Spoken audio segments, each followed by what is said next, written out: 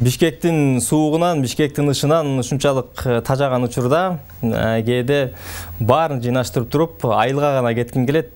Бирок жасаган жумушуң ар бир кыймыл-аракетиң шаарга байлангандыктан, шаардан эч жака кетүүгө болбойт экендигин сезгенден кийин айла жок, ыштын арасында жашоого туура келет деп айтсак туура болсо керек. Албетте, тамаша мунун баары.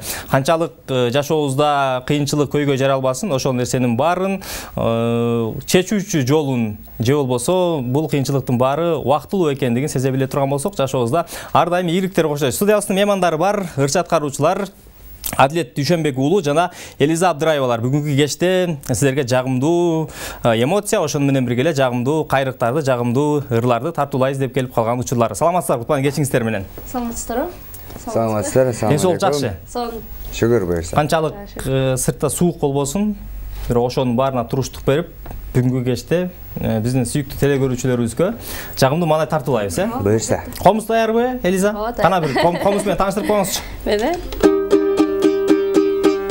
Желкыякчы. Даярбыз. Кана желкыяк. Бир тааныштырыңызчы желкыякты.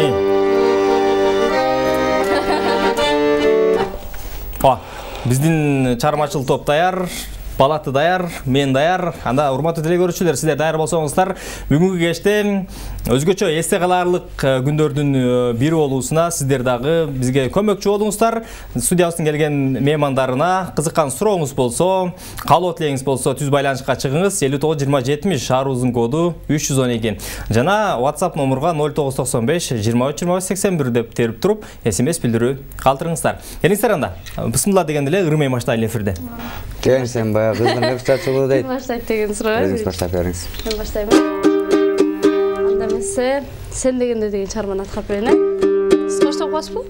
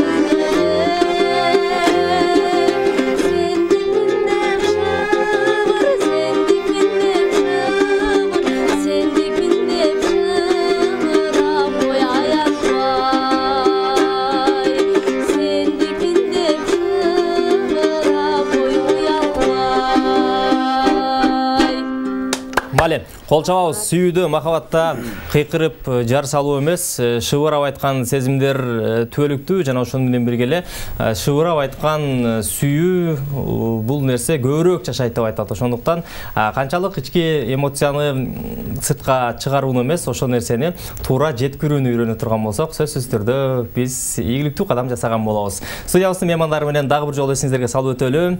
Адилет Дүйшөнбек уулу жана Элиза Абдыраевалар бүгүнкү кечте сиздерге жагымдуу маанай тартуулайбыз деп келип турган учурлары. Келиңиздер эми өзүңүздөр тууралуу көрөрмандарга кыскача маалымат берип өтөлү. Мен өзүм даштырып өтөйүн. Мен Элиза, учурда өзүм студентмин. Бөйүн Сарайбеков Алиев атындагы Кыргыз мамлекеттик маданият жана искусство университетинде 5-курста окуп жатам. Быйыл буюрса акыркы жылым, буюрса окуумду бүтөм. Өзүм жөнүндө айтсам, өзүм Нарын областына караштуу Кочкор районунан болом. Үй бүлөлүмүн. Жакшы. Жакшы маалымат болду. Адилет мырза. Дагы жолу ассаламу алейкум, кандайсыздар? Кутман кушак кечиңиздер менен. Өзүм жөнүндө тааныштыра кетсем, мен ошол Нарын району, Нарын областы Нарын району Эчки башы деген айылдын кулуну болом. Ошол жактан төрөлүп өсүп, анан 9 классы бүткөн соң азыркы ушул мына Бишкек шаарына келип, окуу жайлардын биринде окуп алып, окуу жайды бүтүргөн соң азыркы мектепте мугалимдик кесипти аркалап атам. Үй бүлөлүмүн, бир кыздын атасымын деп айта кетейин. Баалсын. Үй бүлөгө тынчтык ар дайым эле сиздердин жасап жаткан жумушуңуздар, ошону менен бирге эле тарбиялаган уул кызыңыздар элибиздин керегине жараган мыкты эр азаматтардан, уул кыздардан болсун деп тилек айталы. Ошону менен бирге эле мугалим болуп эмгектенем деп айтпадыңызбы? Бул жерде сиз музыкадан сабак бересиз да? Ооба, музыкадан сабак берем. Канчанчы класстан канчанчы класска чейин? Негизи музыка сабагы 1-класстан 7-класска чейин кирет. Азыркы убакта мен 1-класстан 4-класска чейин кичинекей балдар менен начальник класста коет. Башталгыч класс. Балдар менен иштешүү кандай, Адилет? Балдар менен иштешүү башында чындыгында оор болгон. Таштап кетип калайын дедиңизби? Манекей кичинекей башталгыч класстын мен өзүм менин да кесибим мугалим да. Алгач практикага барганда башталгыч класстарга ушуларды карайсың деп киргизип коюп, башталгыч класстын окуучулары менен аябай бир мындай пикир келишпестик. Анткени кичинекей балдар сөзүңдү укпайт, айткан тапшырмаңы аткармаганда койчу бирөөнүн баласынын убалына калып калбайын, кетип эле калайын деген да бир ойлор болгон да менде. Бирок кетип калдым аягында.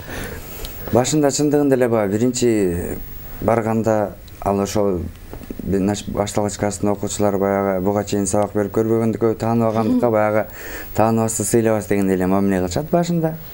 Анан башында таанышып ушундай мындан кийин музыка сабагын мен берем. Ушундай деп жакындан таанышкандан кийин анан сөзүбүз бирге болуп калат да, пикир келишпестиктер болбой калат. Баягы кичинекей баланы кандай десек, жагымдуу сөздөр менен мактоо жеке эле баягы кичинекей балага эмес, чоң кишиге деле татыктуу эмес, анчыкандай мактоо менен гана иш алып барыш керек. Эми дайым эле мактап башынан салып отурбайбыз, анда-санда болуп кетет ситуациялар. Эмне болуп кетет? Ата-энелер көрүп аткан болсоңуздар. Анда-санда бир аз катуураак айтып койгон да убактар болот дегендей. Эми адамдар кандай нерсе боло берет экен да. Убакыт учкан куш экен, быйыл 10-жыл мугалим болуп иштеп атканыма. Болсун. 10 жылдын сапарын карткан экенсиз да? Буюрса. Азыркы учурда сизди окуучуларыңыз көрүп атабы? Көрүп атса керек. Салам айтып коюңуз анда. Менин жалпы 5-гимназиянын окуучуларына, жалпы мугалимдерине, мен тааныган жалпы баарына тең салам. Элиза, сизди окуткан мугалимдер көрүп атабы азыр? Окуткан мугалимдер билбейм, көрүп атса керек. Мен деле мектепте иштейм, быйыл кирдим. Аран кирдим. Быйыл жаңы кирдим дейт, жаңы кирдим. Мектепке мен да жаңы сентябрдачы окууну бүтөм, быйыл уже иштеп баштайын деп кирдим мектепке. Окуучуларыңыз көрүп атат демек, Көрүп атса керек, ата-энелер деле көрүп атса керек. Салам айтып коюңуз. Менден салам деп коюңуздарга. Эң жакшы келип түшкөн SMS билдирүүлөргө назар сала турган болсок, кутмандуу кечиңиздер менен саламатсыздарбы? Сиздерге чыгармачылык ийгилик, келе жаткан жаңы жылыңыздар менен куттуктайбыз. Элиза жекеме инилеринен чоң салам. Чыңгызбек, Жылдызбек, ата-эненин көзү барда сыйдай жүр деген чыгарманы мүмкүн болсо аткарып бериң. Сизде акыркы сандары 012 менен аяктаган абонент. Саламатсыздарбы? Кутмандуу кечиңиздер менен чындыгында ар бир инсан ушундай ырдай албайт. Бар болгула, талантыңарга таазим, оорубагыла, жараткан Алла Таала силерге ден соолук берсин. Бар болгула деп Жээнбек, Марина, апаң, атаң дейт. Акырсындары 856 менен аяктаган абонент. Дагы бир смс билдирүү бар. Саламатсыздарбы, кутманды кечиңиздер менен. Узун өмүр, бакыт, ийгилик каалайм. Келечекте чоң сактадан көргүбүз келет сиздерди. Сиздерге ишенем деп акырсындары 550 менен аяктаган абонент смс билдирүү калтырган. Урматтуу теле көрүүчүлөр, эч кайда алыстабай туруңуздар. Бизде азыр кыскача жардамалык түрмөк бар. Андан кийин студияга кайра келебиз.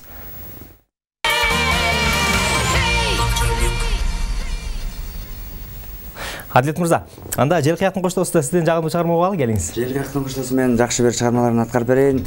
Сен өчпөйсүң сезимде деген чыгарма аткарып берейин да. Эфирдин башталышыбы.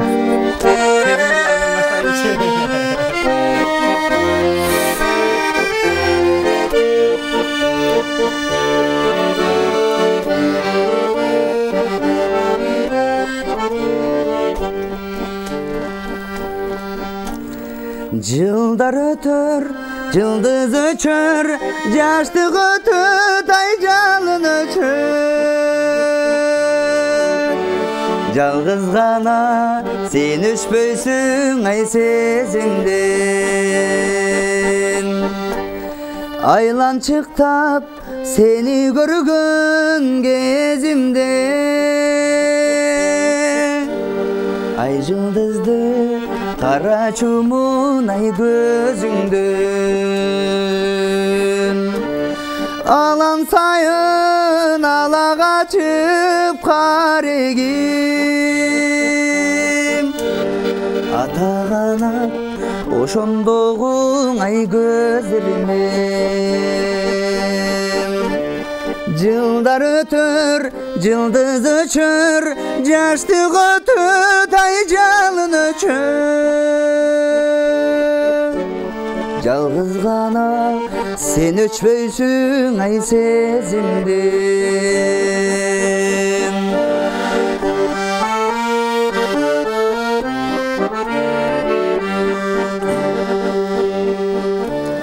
Эгер эркем чыгарбасаң эсиңден, эркегем эргүк алып ай көзүңдөн. Элесиңе элесимең эркеле, эми минтип ич жүрөгүм ай эзилген. Жылдар өтөр, жылдыз өчөр, жаштык өтөт, ай жалын өчөр. Жалгыз гана сен өчпөйсүң, ай сезимден.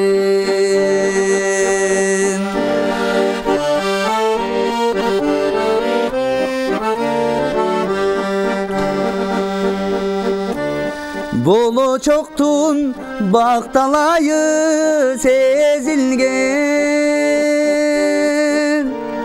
бото көзүм боер кеткен ай сөзүңдөн. Боздогонуң билсе билер бир гана, ботосунан ажыраган ай боз инген. Жылдар өтөр, жылдыз өчөр, жаштык өтөт, ай жалын өчөр. Жалгыз гана сен өчпөйсүң, ай сезимден. Жалгыз гана сен өчпөйсүң, ай сезимден. Кол чабалы, ыраазычылык билдирели. Төмөндө көрөрмандарыбыздан жакшы жылуу пикирлер келди. Талыкпай эмгектениңиздер, алдыда сиздерди чоң сахнадан күтөбүз деп. Сиздерде кандай кадамдар, кандай аракеттер болуп атат? Бизде бурса жакында эле жаңыр жаздырдым. Бурса радиолорго берип, сол медиага бердим эң биринчи. Кыргызстанда канал, YouTube канал. Ошо дагы планда бар, жакшыларды жаздырып, ырдап чыксак деген. Качан видео менен шөкөттөйсүз жаңы чыгармаңызды? Буйрса ойлонуп атабыз. Жакынкы күндөрү. Ооба, буйрса. Кудайым буйрса. Адилет мырза. Чыгармачыл жаттан бир-эки чыгарма бар, ачыгын айтканда чындана чыгарма менен алектене элекмин. Эмне себеп болот Адилет мырза? Эртеден кечке мектепке болгондугуна байланыштуу, же болбосо басымдуу бөлүгү мектепте болуп аткандыгына байланыштуу бир аз убакыттар болуп атат окшойт. Ошол себептен буйрса бара бара чыгарабыз. Кадам таштап атасыз. Буйрса акырындап. Эң жакшы. Элизам келиңиз анда. Бир ырдайлы. Анан көрөрмандар кезек берели. Баарыбызга белгилүү болгон эле Марим Мусманов агабыздын бул сезимге чыгармасын. Жакшы болот.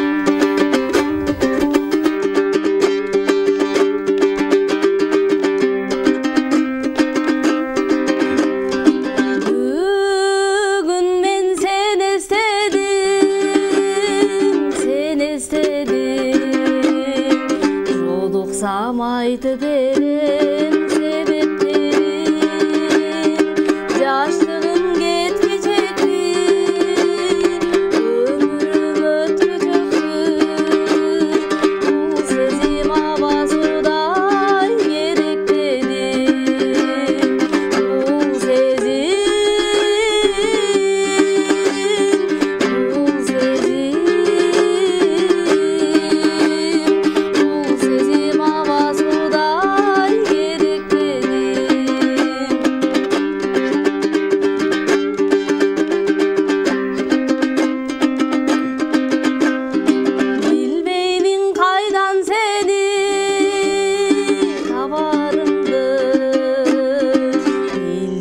койсоң боло кабарыңды, көз албай тиктесемдей, ыр жазып өтпөсөмдей, сагындым жарокерим жамалыңды,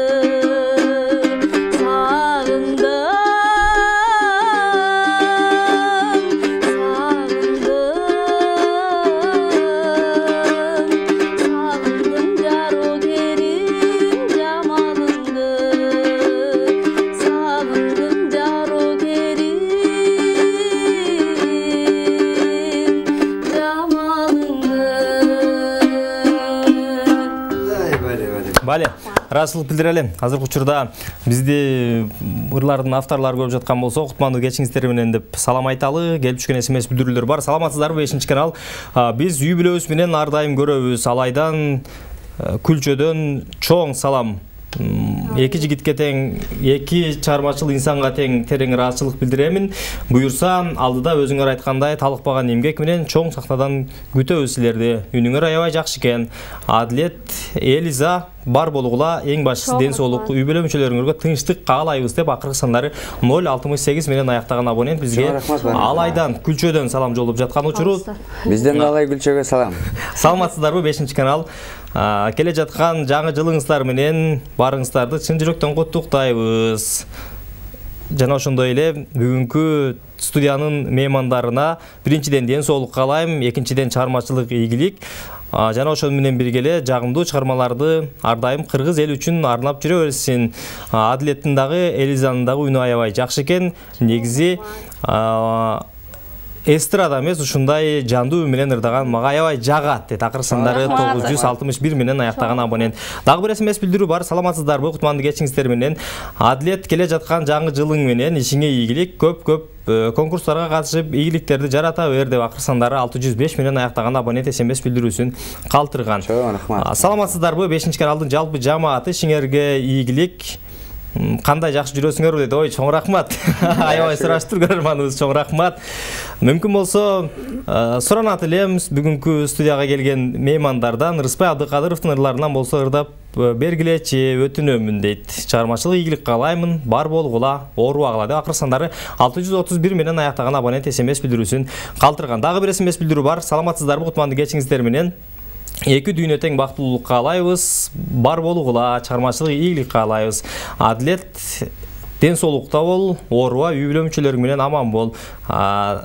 Таекең сага салам жолдоп жатат деп акыркы санары 491 менен аяктаган абонент SMS билдирүүсүн калтырган. Дагы бир SMS билдирүү бар, андан кийин көрөрмандардын өтүнүчү боюнча сөзсүз түрдө музыкалык чыгарма кезек беребиз. Элиза өнөрүң өркүндөй берсин, талант күчөй берсин, сага чоң ийгиликтерди каалаймын деп эжең Мадал жездең улан ден соолукта бол жаным деп мындай аябай бир өзүн жакшы көргөн мындай жүрөктөрү чыгарган быйтыкчалар жүрөткөн экен. Чоң рахмат, ыраазычылык билдирели. Келиңиздер анда бир жагымдуу чыгарма аткаралы. Чыгарма аткарып берели. Адилет мырза, Абдыкадыр Кадыровдун ырларынан чындыгында ырдайбыз. Азыркы мен баягы тандап койгон ырлар бир чыгарма аткарып берейин. Эфир бүтүп чыкты, Кудайым буйрса ырдайбыз. Адилет мырза, чыгармага чейин түз байланышта көрөрманыбыз бар экен, кабыл алалы. Андан кийин ырдайлы. Алло, саламатсызбы? Алло. Кутманды кечиңиз менен түз байланыштабыз, урматтуу көрөрман. Алло. Саламатсызбы? Алло, саламатсызбы?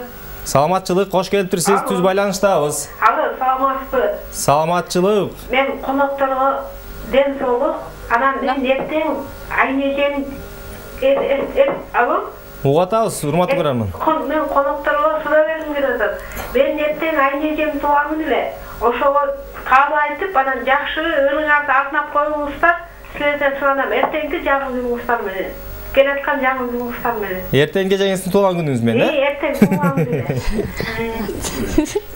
Чоң рахмат, ыраазычылык билдирели.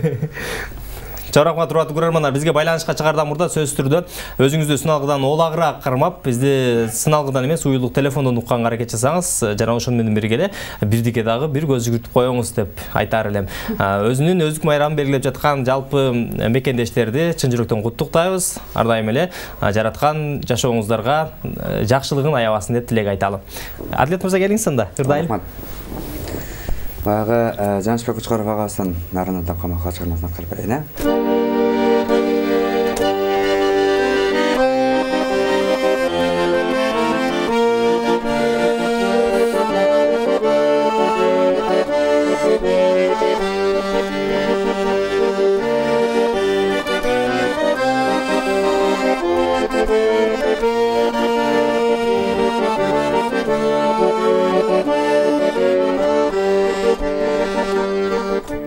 Ал күндү жүрмай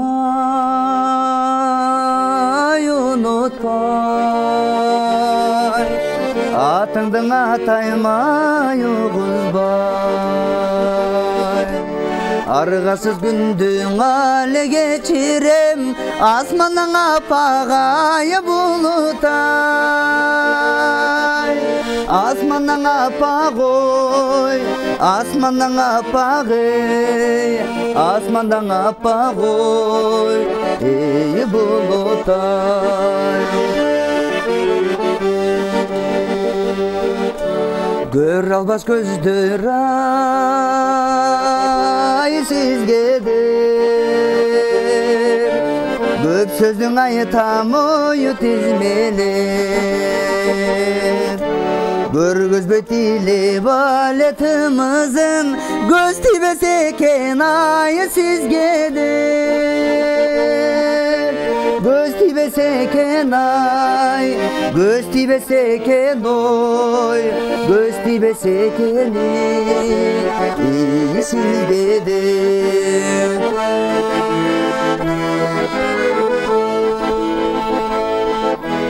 Jabığı böndün yazarımın, can sırrım içken ayığa tarımın.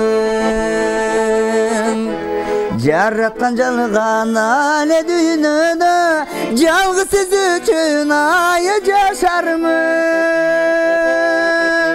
Jalgı siz üçün ay, jalgı siz üçün oy, jalgı siz üçün iyi yaşarımın.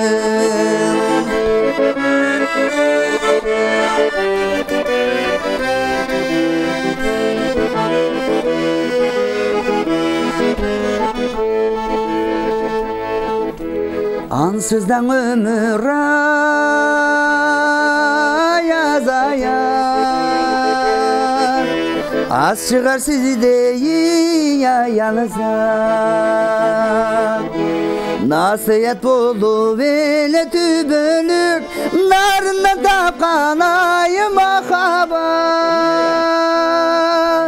narını tapkan oy narını tapkan ey narını tapkan oy ey mahabat narını tapkan oy narını tapkan ey narını tapkan oy ey mahabat narını tapkan oy ey mahabat. Adlet Дүйшенбек уулу. Чоң рахмат Расыл билдирели. Урматтуу телекөрүүчүлөр, эч кайда алсыбай туруңуздар. Кыскача жардамалуу турмөк бар. Андан кийин студияга кайра кайтабыз.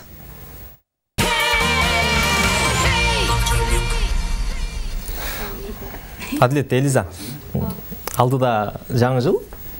Жаңы жылга деле 15 күндөй убакыт калды.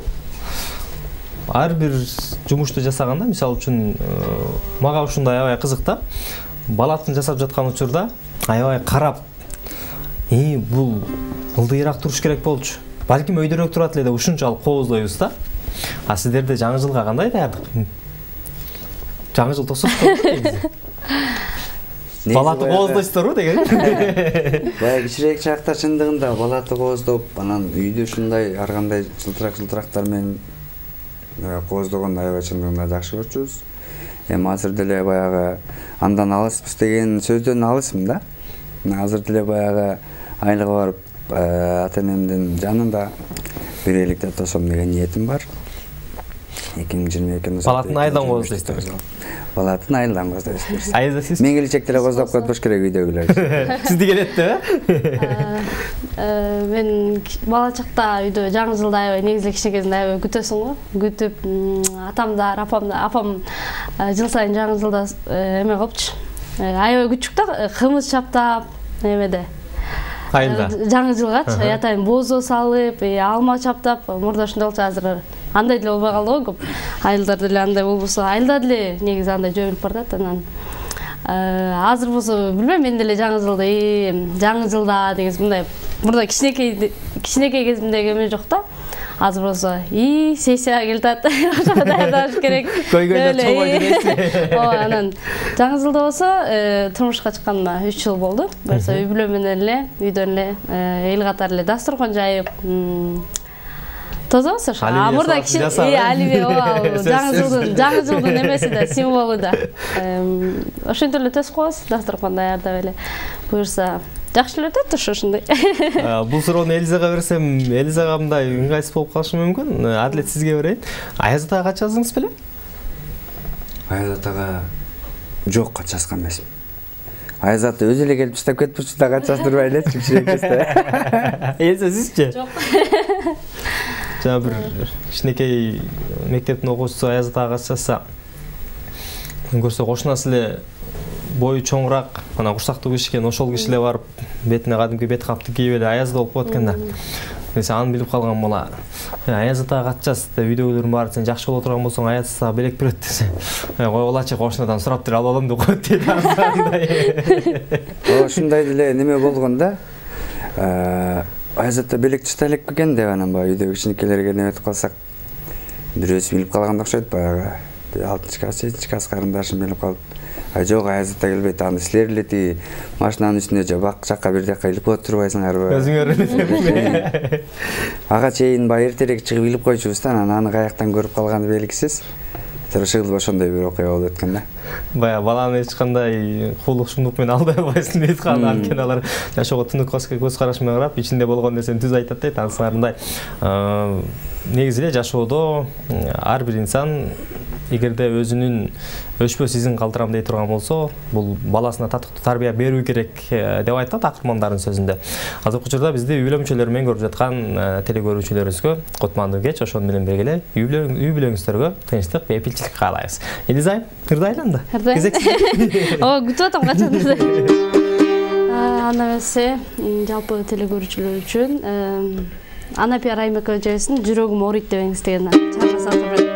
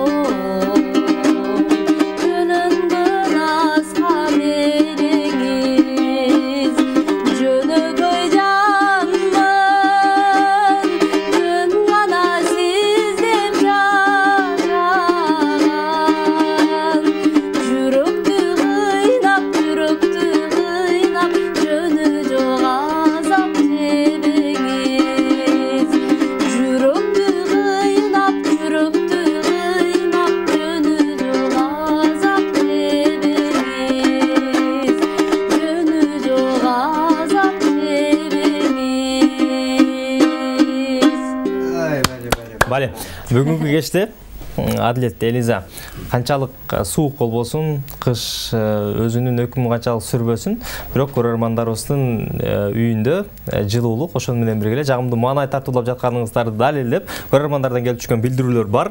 Саламатсыздарбы, кутмандуу кечиңиздер менен сиздерге тунук эфир каалаймын. Андан соң Адилеттин талантына таазим, аман бол деп жеңең Фарида да Кыргызстандагы 65 миллион аяктаган абонент SMS билдирүүсүн калтырган.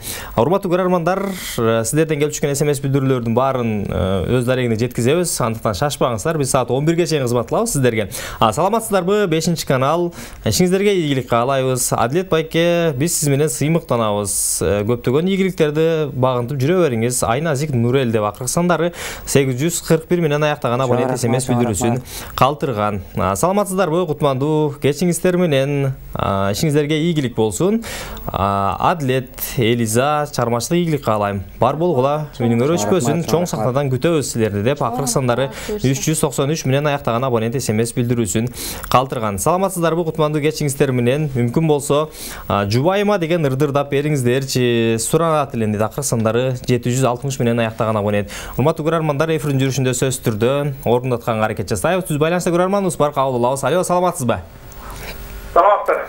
Саламатчылык, кутмандуу кечиңиз менен кош келиптирсиз. 5-чи канал, саламатсыздар. Саламатчылык, түз байланыштабыз. Кош келиптирсиз. Келе аткан жаңылыктар менен. Рахмат, бирге болсун. Адилетке калып айталы элек. Угатабыз. Адилет балам, денсаулыкта бол, өмүрүң узун болсун, бүтүн ийгилик. Жумалдан, тегден атаң апаң айтып атабам. Чоң рахмат атапа. Ишкимде ийгилик болсунчу, ба? Чоң рахмат. Аман бол. Чоң рахмат. Урматтуу көрөрмандар, эч кайда алыспай турабыз. Кыскача жарнамалык түрмөк бар. Урматтуу телекөрүүчүм, 5-чи каналда түз эфирде Ак чөнмөк программасын көрүп жаткан учуруңуз. Студиябыздын меймандары ырчат каруучулар Элиза Абдыраева жана Адилет Дүйшөнбек уулу келип, бүгүнкү кечте өзгөчө эмоциялар тартуулап жаткан учурлар. Көрөрмандардан келип түшкөн билдирүүлөр бар. Саламатсыздар, кутмандуу кечиңиздер менен. 5-чи каналдын жалпы жамааты келе жаткан жаңы жылыңыздар менен куттуктайбыз. Бар болуңуздар, эфириңиздер ар дайым тунук болсун деп чоң рахмат. Элиза эжеге чыгармачылык ийгилик каалаймын. Үнүңүзгө береке, аябай сонурдайт экенсиз. Мүмкүн болсо жалгызымсың деген чарманы аткарып бериңиз. Суранат элем деп Кыргызстандагы 926 миллион аяктаган абонент SMS билдирүүсүн калтырган. Саламатсыздарбы, кутмандуу кечиңиздер менен. 5-чи канал келе жаткан жаңы жылыңыздар менен. Ой, чоң рахмат, ыраазычылык билдиреле. Адилет, Элиза, силерге чыгармачылык ийгилик каалаймын. Адилет аман жүр, бар болгула. Эң негизгиси денсаулыкта Кыргызстандагы 339 миллион аяктаган абонент SMS билдирүүсүн калтырган. Саламатсыздарбы, кутмандуу кечиңиздер менен. Мен нарындан жазып жатам. Бар болуңуздар, чармачылык ийгилик каалаймын. Ар дайым элдик ырларды ырдап жүрө бергиле. Негизи элдик ырларды көбүрөөк ырдай турган болсо, келечек муунга дагы сиңимдүү болот эле деп Кыргызстандагы 777 миллион аяктаган абонент SMS билдирүүсүн калтырган. Ошол нерсени эске алып, биз жалаң жандуу менен сиздерге бүгүнкү кечте жагымдуу чыгармалар тартуулап жаткан учурубуз. Саламатсыздарбы, кутмандуу кечиңиздер менен. Азыркы учурда биз сиздерди көрүп жатабыз. Чыгармачылык ийгилик каалаймын. Мүмкүн болсо урматтуу телекөрүүчүлөр, кайсы бир биздин кошуна мамлекеттин ырчыларын ырларын сурай турган болсоңуздар, эми биз жалаң гана комуз менен жер кыяк менен кыргызча ырларды ырдайлы. Кайрат Нуртастын ырларын ырдап бересиздер деп сураган экен көрөрманыбыз. Ассаламу алейкум, кутмандуу кечиңиздер менен. 5-чи канал жалпы жамааты Жумгал районуна караштуу Куйручук айылынан чоң салам. Жолдой делем, жакшы ырдайт экенсиңер, ийгилик каалаймын. Эки ырчага тең денсаулык каалайм, ийгилик каалаймын. Бар болгула. Атым Түгөлбек деп Кыргызстандагы 634 миллион аяктаган абонент SMS билдирүүсүн калтырган. Адилет мырза, анда кайсы ырды көрөрмандарга тартуулайлы? Эми азыр жоготпо биздин сүйүүнү деген чарманы аткарып берели.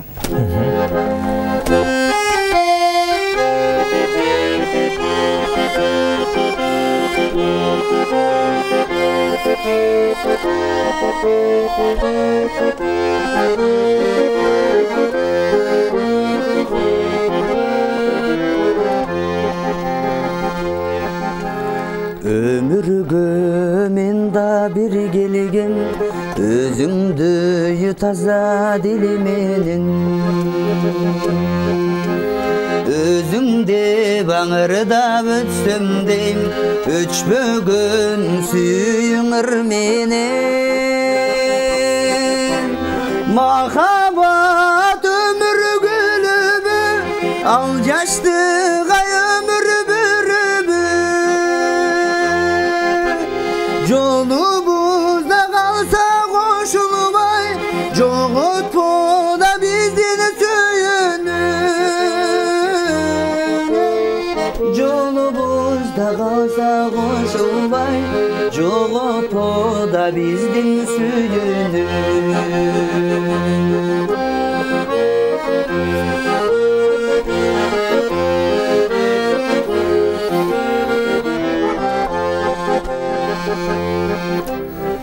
Yaşoğumunda bir gelgem, jarqıgan taza dilime.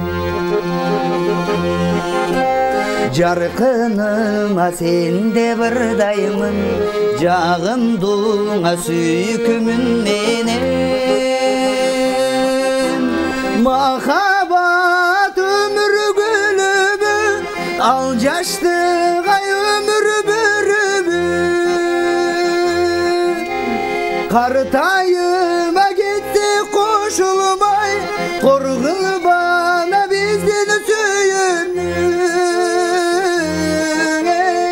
Kartayıma gitse koşulmay, korgul bana bizden söyünü.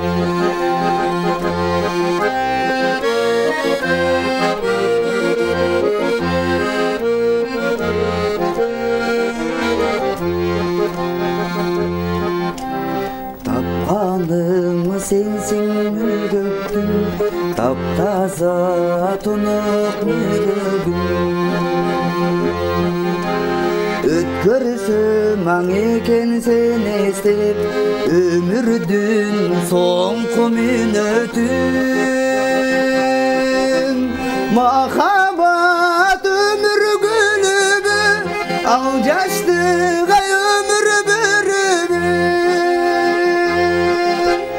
Yolumuzda kalsa koşulmay, çoğutpu da bizden söyünü.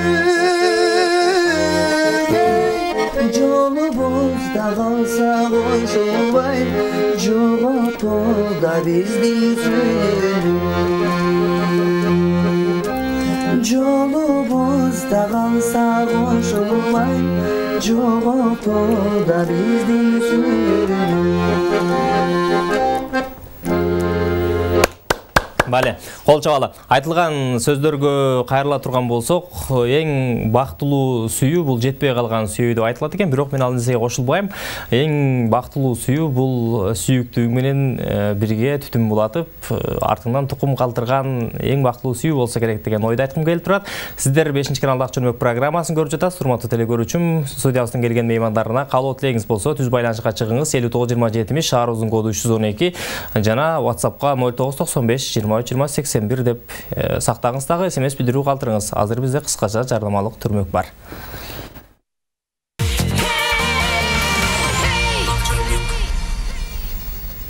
Көрөрмандардан келип түшкөн SMS билдирүүлөр бар. Саламатсыздарбы? 5 канал жалпы жамааты сиңиздерге ийгилик каалайбыз. Келе жаткан жаңы жылыңыздар менен чын жүрөктөн куттуктайбыз. Чоң рахмат. Элизага ишине ийгилик каалайбыз. 91-мектеп гимназиясына жаңы иштесе да окуучулардын сүймөнчүлүгүнө ээ болуп, жалпы жамаатка кадыр баркка ээ болуп келе жатат. Талантыңа таазим бар бол. Тарбиялап жаткан окуучуларыңдагы сендей таланттуу уул кыздар болсун деп акыркысындары 714 менен аяктаган абонент SMS билдирүүсүн калтырган. Саламатсыздарбы? Кутмандуу кечиңиздер менен келе жаткан жаңы жылыңыздар менен куттуктайбыз.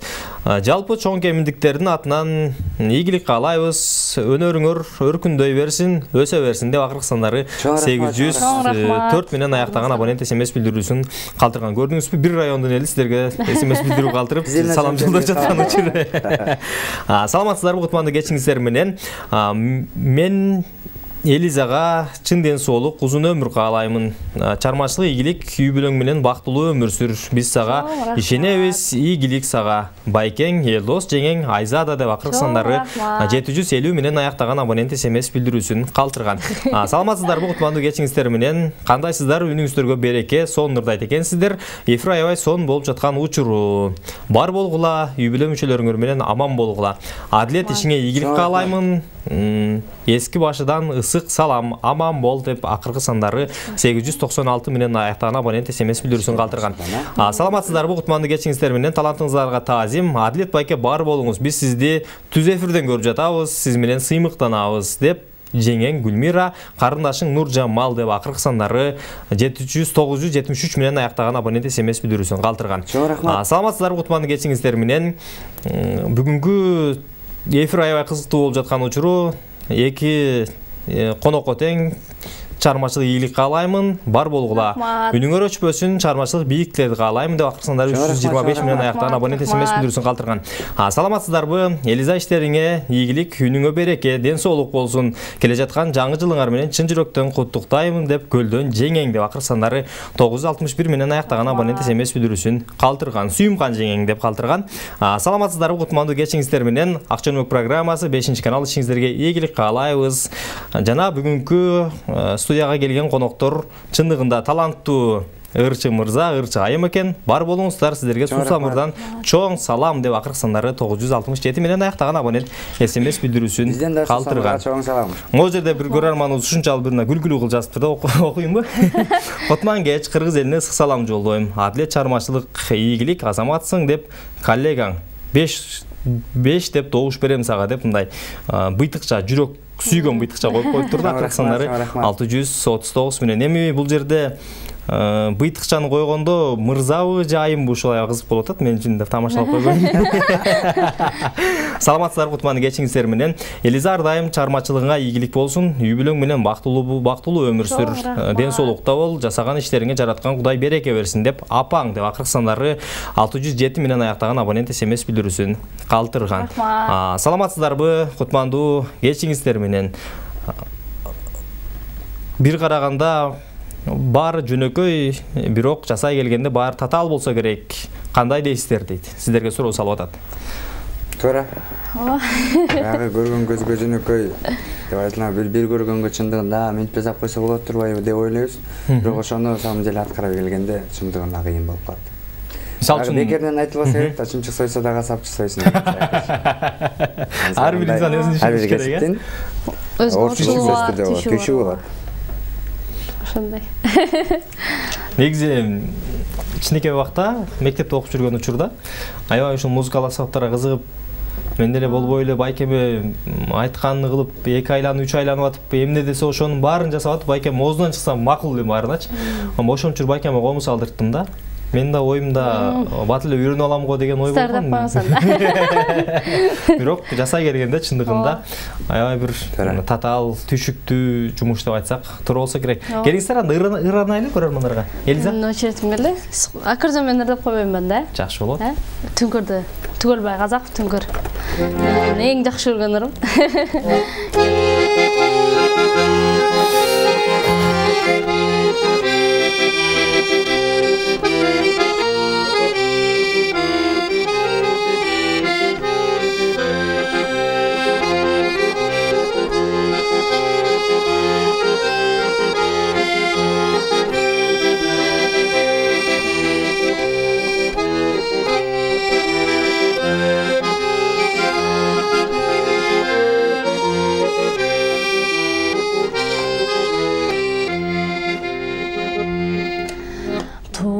Тыңшап селейи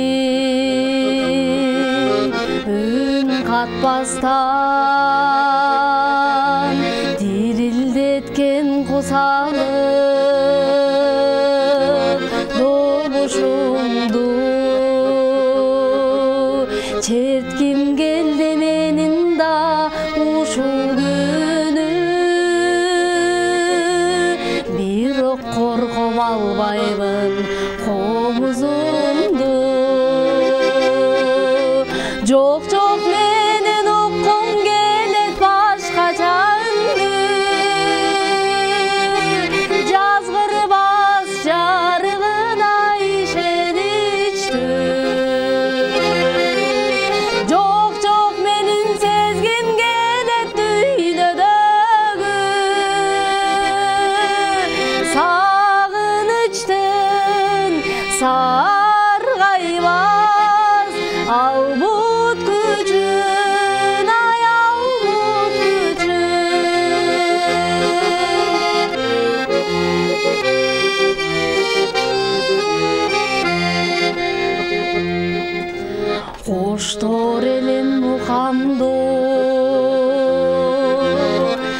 тына албайм, үнсүз тилсиз кысылам, эт жүрөгүм, кимсиң деги бейтаныш күндүр сағыныштан қосадан алсыраған. Жоқ менің ұққым келет башқача мүндү, жазғырбас жарығына ишенішті. Жоқ менің сезгім келет дүйнөдөгү, сағыныштың сарғайбас албут күчін, ай албут күчін, албут күчін, ай албут күчін.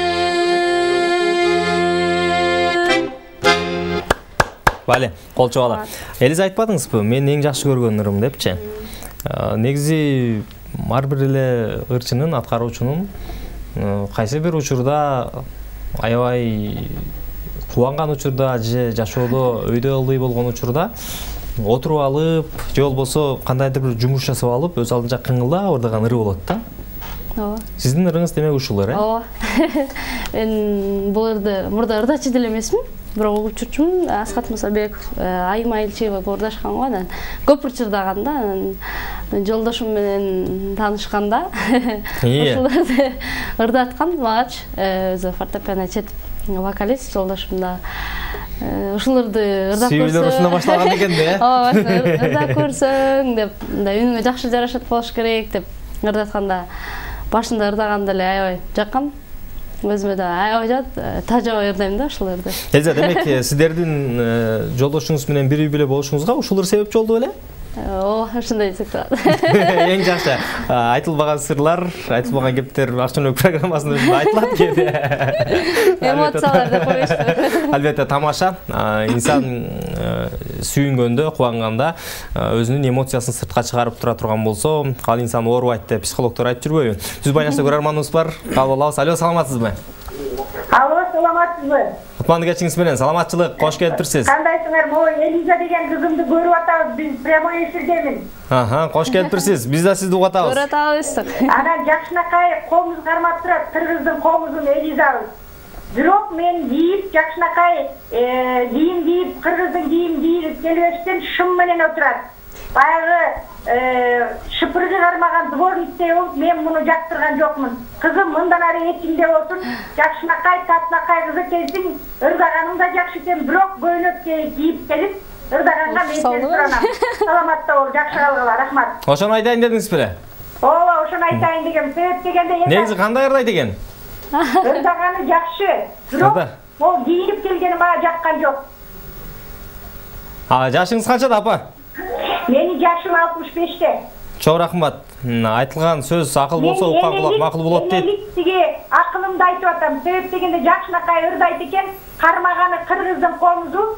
Чоң рахмат, Расыл билдиребиз, урматтуу көрөрман. Чоң рахмат, Расыл билдиреле.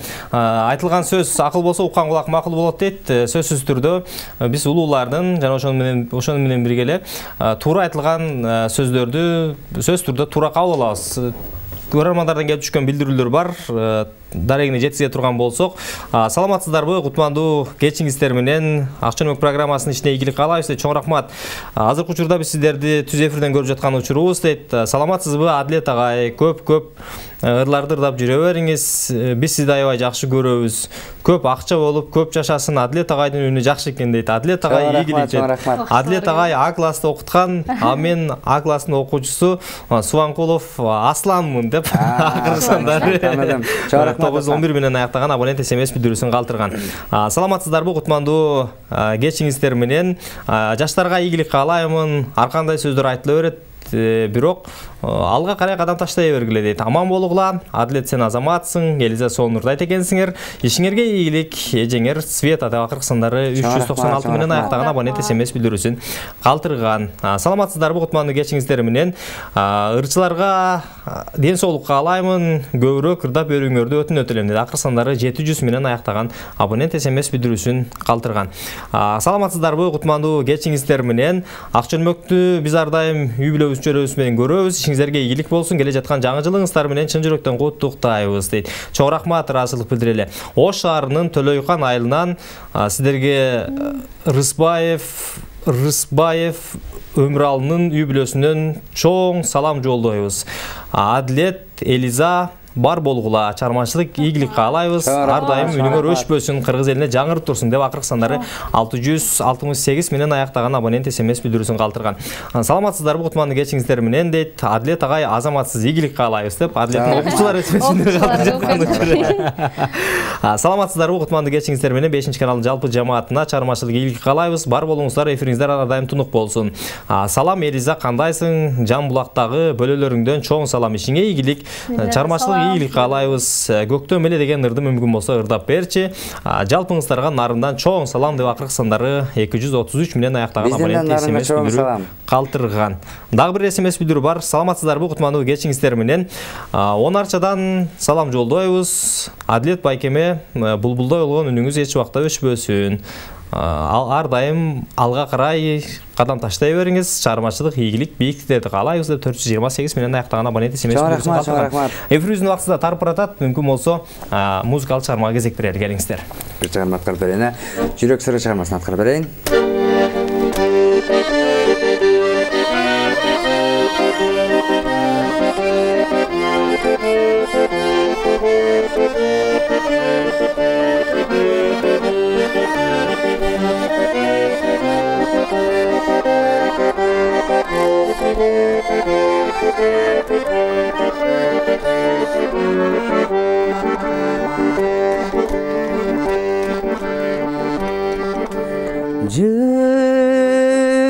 Жылулук дүйнө сендеги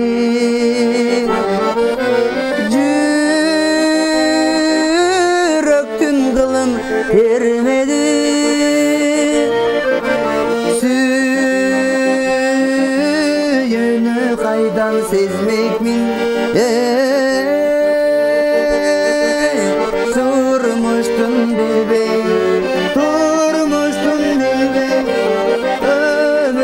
сезбей татуусун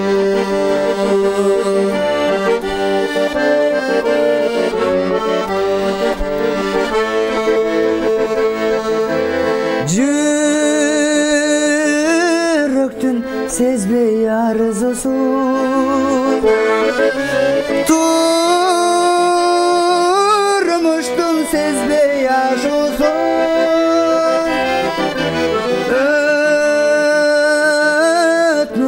seni görбөсөм ömürdün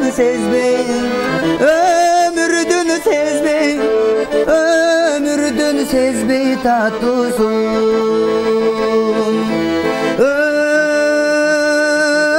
ötmökmün seni görбөсөm ömürdün sezbey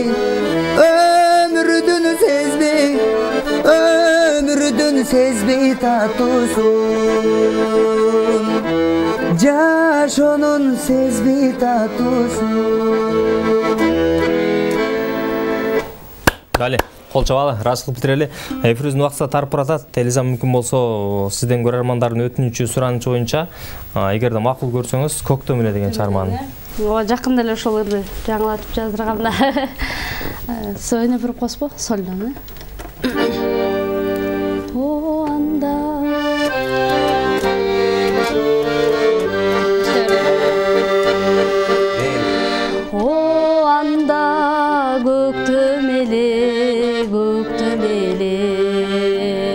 Жаң эле жаз жамгыры төккөн эле капкара карагаттай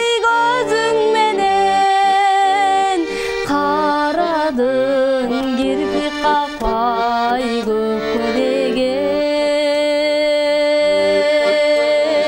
сейилде бакта жүрсөк айтамагым сен ошол көз караштың айгайталадың мени миң төгүп турса көз нуруңан мен неге байкабадым ай байкабадым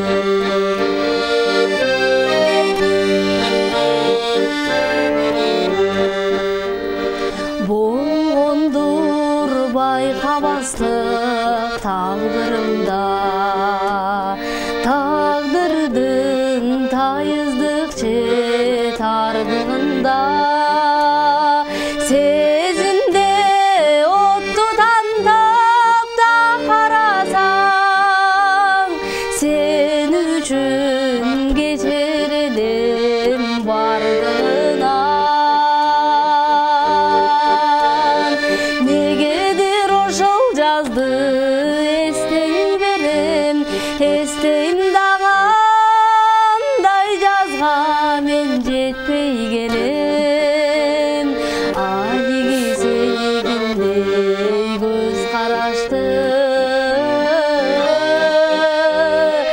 аттиң ай мен эчкимден ай сезбей келем аттиң ай мен эчкимден ай сезбей келем Бале, Адет, төмөндө көрөрмандарыбыздан суроо болду. Негизи эле ар бир эле инсандын жан дүйнөсүндө, жашоосунда бул кандайдыр бир учурда өзү менен алып жүргөн кайгы же кубаныч болот да. Сиз көбүнчө кайсынысы менен көбүрөөк жүрөсүз? Маанай тартуулоочуларга киресизби? Жакшы маанай тартуулоочуларга. Мен негизи баягы ыр тандоодо чындыгында көбүнчө баягы шаңдоорларга чындыгында жок экенмин. Көбүнчөсү баягы ырдын сөзүнө маанисине баса белгилегендигине байланыштуу көбүнчө баягы минорный ырларга көбүрөөк ырдайт экен. Кайгылуу. Бирок ошентсе дагы адамдардын ошончол көңүлүн ашам деген ойдомун да. Ошончолук болсо дагы. Жүрөктөрдөн жашайсыз, Буюрса. Эң жакшы. Сиз байланышта көрөрманыңыз бар, кабыл алабыз. Алло, саламатсызбы? Алло, саламатсыздар. Кутман кечиңиз менен кош келипсиз. Кутман кеч. Бирге болсун. Бесинчи канал сиздерге сиздерге ийгилик каалайбыз. Андан Адретке, Элизага чармачылык ийгилик каалайбыз. Сиз Адреттин бөлөлөрү болобуз. Чоң рахмат. Сиз эфирге көрүп эле ошо бөлөлөрдүн астынан түн ден соолук каалайбыз, ишине ийгилик каалайбыз. Чоң рахмат, чоң рахмат. Кыймыктанабыз. Бишкектен Кайридин. Чоң рахмат, чоң рахмат. Чоң рахмат барыңыздарга. Чоң рахмат, расылып берели. Урматтуу телекөрүүчүлөр, бизге түз байланышка чыгуу үчүн 59-20-70-0312 коду менен түз байланышка чыксаңыз болот. Жана WhatsApp'ка 0995-23-81 номурун сактаңыз дагы, жаланган SMS билдирүү калтырыңыз. WhatsApp'ка аудио чалуу менен бизге байланышка чыга турган болсоңуз, тилекке каршы түз эфирде сиз менен пикир алыша албайбыз, сиз менен баарлаша албайбыз. Ошондуктан бизге шаардык номурга байланышка чыгыңыздар деп эске салат элек. Түз байланышта көрөрманыңыз бар, кабыл алабыз. Алло, саламатсызбы? Алло, саламатсыздарбы? Саламатчылык, кош келипсиз. Келе жаткан жаңы жылыңыздар менен куттуктайм биринчиден. Рахмат, бирге болсун. Чоң рахмат. Анан эфирде аябай кызыктуу болуп атат, көрүп атабыз жаңыдан бери. Адлет, ишиңе ийгилик каалайм, чыгармачылык каалайм. Чоң рахмат. Өркүндөп өсөдөр. Чоң рахмат. Ошо Тайжан Жазира. Чоң рахмат. Чоң рахмат, расылык билдирели. Келип түшкөн SMS билдирүүлөргө назар сала турган болсок, саламатсыздарбы, кутманды кечиңиздер менен. Ишиңиздерге ийгилик каалаймын. Элиза, ден соолукта бол, ооруба. Ар дайым жасап жаткан ишиңде ийгилик болсун. Өзүң тарбиялап жаткан окуучуларга дагы жакшы тарбия бер, сендей жана сенден өткөн ырчылар болсун деп акыркы сандары 600 менен аяктаган абонент SMS билдирүүсүн калтырган. Саламатсыздарбы, кутманды кечиңиздер менен 5-канал ишиңиздерге ийгилик каалайбыз. Элиза Атлет, силерге чармачылык бийлик, ийгилик каалайбыз. Үнүңүздөр керемет экен. кайненем силер менен кошо ырдап жатат. Келе жаткан жаңы жылыңыздар менен чын жүрөктөн куттуктайбыз. Ишиңизерге ийгилик болсун. Барыңыздарга Оштон салам деп акыркы сандары 194 менен аяктаган абонент SMS билдирүүсүн калтырган. Саламатсыздарбы кутмандуу кечиңиздер менен. Адлет аяш балам өнөрүң өркүндөй берсин, талантың ташкындасын балам. Элизага чармачылык, эргүү, үй бүлөлүк бакыт, азаматсыңар. Аяш апаң, Гүлнара деп акыркы сандары 06 менен аяктаган абонент SMS билдирүүсүн калтырган. Саламатсыздарбы кутмандуу кечиңиздер менен. Ишиңиздерге ийгилик каалайбыз. Акчанбек программасын ар дайым калтырбай көрөбүз дейт. Чоң рахмат. Элиза эже салам, Элиза эжеге салам жолдой телем. Окуучуңуз Алинадан чоң салам. Бар болуңуз, мен сизди жакшы көрөм деп акыркы сандары 123 SMS билдирүүсүн калтырган. Саламатсыздарбы кутмандуу кечиңиздер менен. Ишиңиздерге ийгилик каалаймын. Аман болгула, жакшы ырдайт экенсиңер. Мүмкүн болсо жагымдуу чыгармалардан аткарып берүүңөрдү суранат элек деп акыркы сандары 005 менен аяктаган абонент SMS билдирүүсүн калтырган. Дагы бир SMS билдирүүнү окуйбуз дагы, андан кийин көрөрмандардын өтүнүчүн суранычын орундатабыз. Саламатсыздарбы кутмандуу кечиңиздер менен. Элиза күлгөнүңүздө көздөрүңүз аябай жагымдуу болот экен. Бар болуңуз, чыгармачылык ийгилик каалайбыз. Өзүңүзгө ден соолук, чыгармачылык ийгилик, үй бүлөңүзгө тынчтык каалайм деп акыркы сандары 387 менен аяктаган абонент SMS билдирүүсүн калтырган. Саламатсыздарбы кутмандуу кечиңиздер менен. Адлет Элиза бар болгула, өнөрүңөр өркүндөй берсин, талантыңар ташкындай берсин. Азыркы учурда силерди үй бүлө мүчөлөрүбүз менен көрүп жаткан учурубуз. Бар болгула, жакшы эфир болуп жаткан учуру деп акыркы сандары 029 менен аяктаган абонент SMS билдирүүсүн калтырган. Саламатсыздарбы кутмандуу кечиңиздер менен. Эфир аябай жакшы өтүп жатат. Элиза эженин үнү аябай жагымдуу экен, өзү татынакай экен, мага аябай жакты, көп ийгиликтерди каалайм. Ошондой эле Адлет байкада мыкты экен. Бар болуңуздар, экөөңүздөргө тең чыгармачылык ийгилик, сиздерди чоң сактадан күтөбүз. Бийиктиктерге жеткиле деп акыркы сандар 650 менен аяктаган абонент SMS билдирүүсүн калтырган. Түз байланышта көрөрманыбыз бар, кабыл алабыз. Алло, саламатсызбы? Саламатчылык. Кутмандуу кечиңиз менен түз байланыштабыз. Кош келиптирсиз. Рахмат. Өзүңөрдүн дагы. Бирге болсун. Силердин бүгүнкү 5-каналыңарды көрүп, аябай кубанычта отурабыз. Акчанбек передачаларыбыз эң мыкты, төрчүлөр келиптир. Рахмат. Менен уулубузга чыгармачылыгына ийгилик, ден соолук, талантыңар ташкындай берсин. Силердей жаш таланттар көп болсун, Кыргызстаныбызда тынччылык, аманчылык болсун. Жаңы жылга жаңы өрбелеңер кут болсун, кызым жана балам. Рахмат, чоң рахмат, бар болуңуз. Сизде үй бүлө мүчөлөрүңүз менен аман болуңуз, ден соолукта жараткандын жакшы күндөрүн үй бүлө мүчөлөрүңүз менен бирге көрүңүз деп тилек айталы. Келе жаткан жалпыңыздардын жаңы жылыңыздар менен куттуктайбыз. Келип түшкөн SMS билдирүүлөрдөн назар салалы дагы, дарегине жеткизели дагы. Андан кийин музыкалык чыгармага кезек берели. Кутмандуу кечиңиздер менен саламатсыздарбы? 10 айылынан чоң салам, ишиңерге ийгилик, ар дайым ден соолукта болууга, жакшы ырларды ырдап жүрө бергиле деп акыркы сандар 669 менен аяктаган абонент SMS билдирүүсүн калтырган. Саламатсыздарбы? Кутмандуу кечиңиздер менен. Элиза эже чыгармачылык ийгилик каалаймын, бар болуңуз деп акыркы сандары 043 менен аяктаган абонент SMS билдирүүсүн калтырган. Саламатсыздарбы? Элиза сага чыгармачылык ийгилик каалайм, өнөрүң өркүндөй берсин, көптөгөн ийгиликтерди жарата бер деп, классташың ак жолтой деп акыркы сандары 742 менен аяктаган абонент SMS билдирүүсүн калтырган.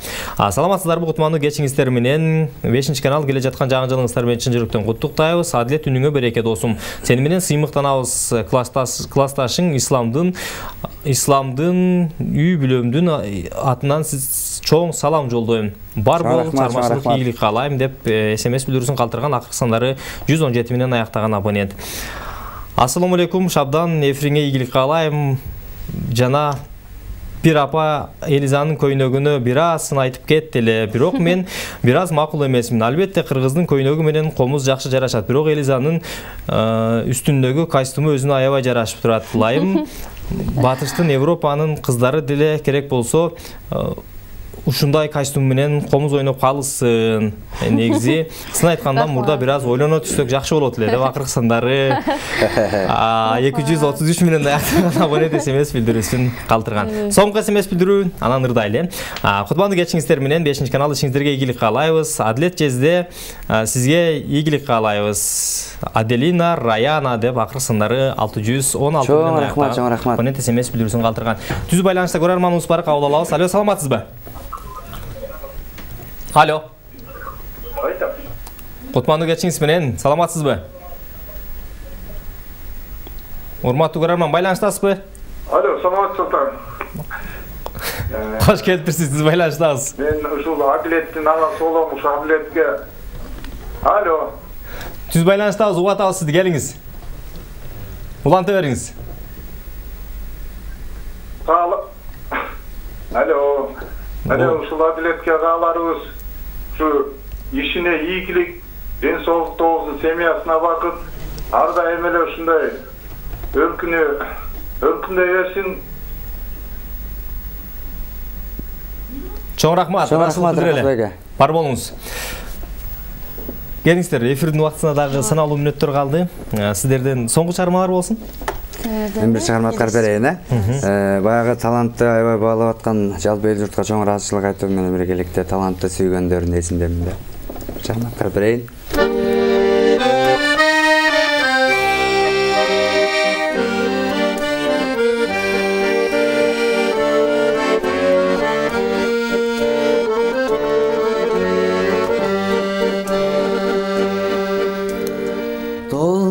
Толкундаба сезимдерим тагдырга башым тийген кезим менин талайсыз махабаттан тарысам да талантты сүйгөндөрдүн эсиндемин.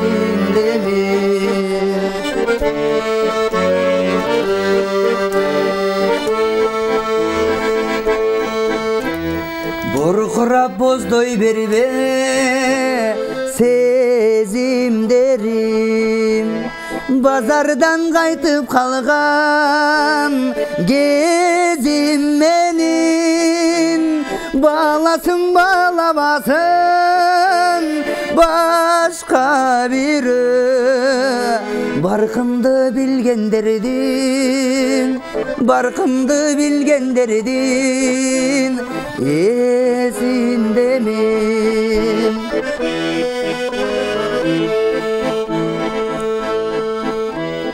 Кайгырып капаланба сезимдерим картайып жүдөп турган кезим менин каласың калабасын кай бир өлөр кадырын билгендердин эсиндемин.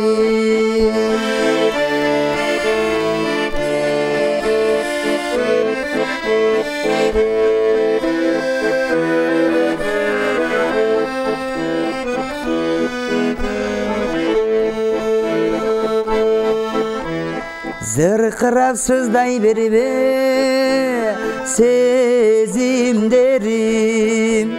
сыноого түшүп анча эзилбегин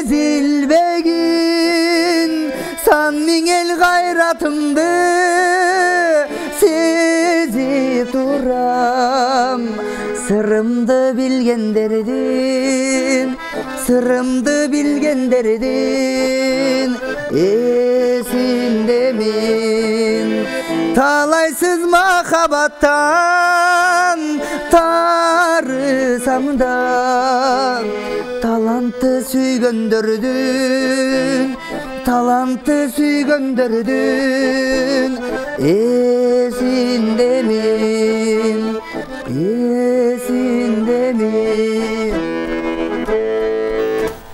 Бале, кол чабалы, ыраазычылык билдирели.